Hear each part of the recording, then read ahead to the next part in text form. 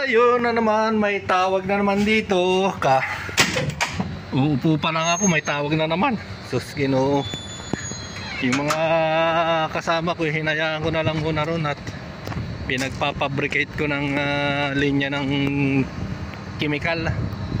So ako naman ay dito lang muna sa MMFG. So dito tayo pupunta, guys. Yan. Ito ang ating check upin yung mga barbula rito. Ito po ay mga automatic na barbula, kaso hindi mag-activate. Titingnan natin kung ano ang problema. So ako po ay may vlog na po nito dati. So ito yung ating mga bomba rito. Okay naman ang takbo. Tumakbo lang kayo ng tumakbo. MMFG, where are you? Yun. So ito yata mga guys, may mga fault yan, oh. Hindi siya nag-open ng ayos at close. So itatawag ko sa control room. Tatawag muna tayo sa control room. Tatawag sa control room.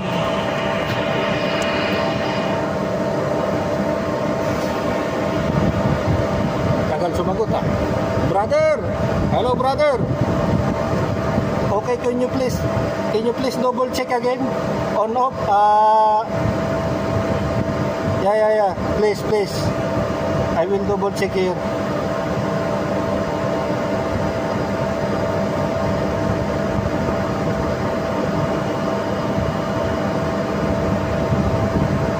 Try in manual, bro. Manual, open and close. Yeah. I think the error is not the rinse valve.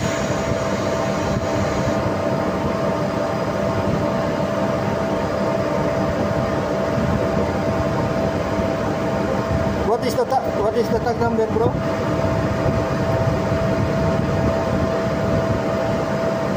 Okay.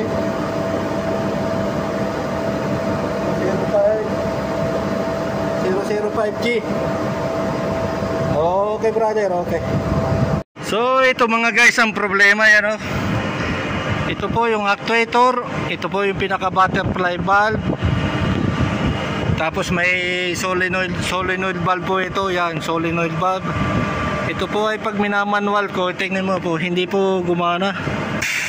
Ayan, oh. Hindi gumalaw. So suspect po dito ay itong silencer. Baka hindi mag-release ng hangin dito.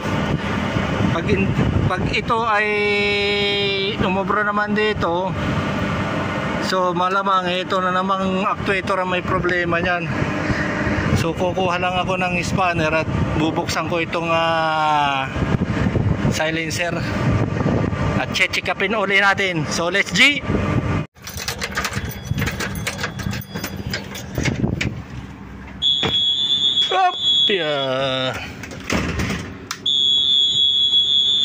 Siya daw ay common fault, ground fault. Reset ko lang kita.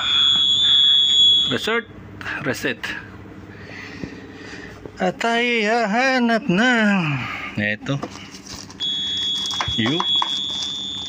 Sumilbato na naman. Silencer.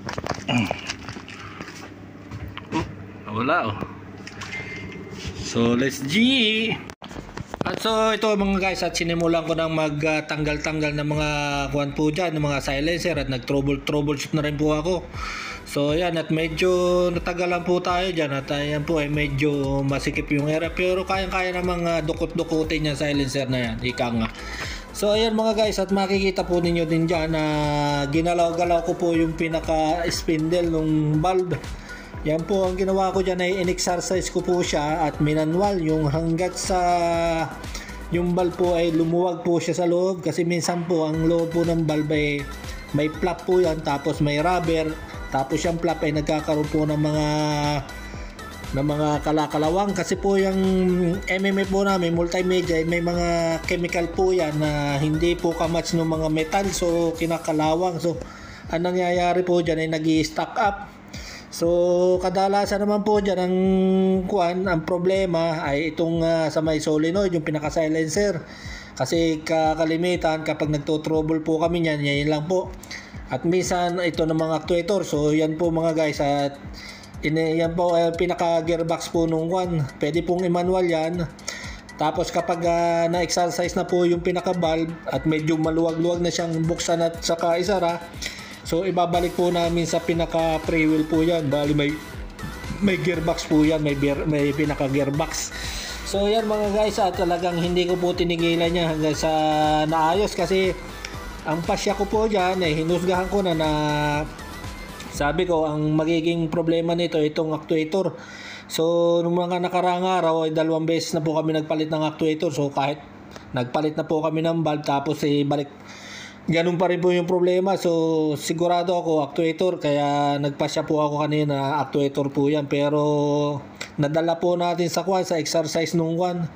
So ang nangyari pala dyan ay stack up lang yung valve. So nag-i-stack up po siya. So ayan mga guys, at testingin po natin yan, at hindi pa rin po siya. So ginagalaw-galaw ko po yan. So sa madalit sabi, nung ginalaw ko po yung pinaka-handle na yan, yung round na yan, ay di naging okay na siya. Shukol? Bueno, ante. Bueno, share this guy. Malabari. I like this malabari. So, yan mga guys, at na-survive po natin to.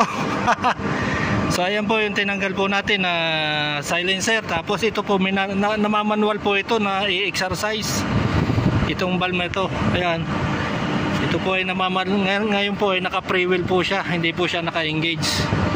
Pagka gusto po ninyong i-kwan yan, i-exercise, halimbawa parang medyo masikip-sikip, pwede pong i-manual dito ngayon. Naka-pre-wheel na po siya ngayon. Ito po yung pinaka-gearbox niya. So ngayon ay tinesting ko. Kanina hindi po magbukas at magsarado. So ngayon testingin uli natin. Yun, open, close, open, close, open, close, open. So konting adjust lang po tayo dito sa silencer. Yan, at maswerte ka, hindi ka napalita. So yan mga guys, at tatawag tayo sa control room at ating pa-check. Hello Sabi, can you double check again this rinse valve? Can you try to open and close? Yes, and then check the feedback.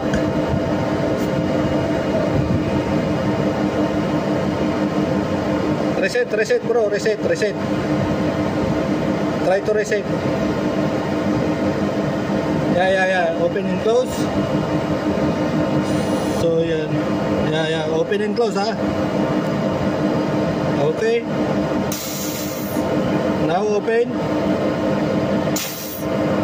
Again. Open. Again. 5 times, no problem. Okay, open, close, open. So there's a feedback now. Okay, what is the feedback there? Close feedback. Okay bro, now it's okay. Let's put in the operation now. Yeah. So yun mga guys, okay. At yun, bali binalik na po nila sa nyo sa operation. So nasakuha na po ulit ito sa operation na po mga guys, itong MMF na to. So yan lang po, at mga simpleng bagay lang po dito, at kailangan po nating kailangan din natin gamitan ng konting utak baga. Kaysa lalaki yung trabaho, tapos pagka ginawa mo naman ganun pa rin yung problema. So gagawa natin ng paraan lahat yan. So yan mga guys, at hanggang dito na lang muli. Dito ay napakainit, kaya maghahanap na ako ng masisilungan at tunay namang gitata. Bye bye.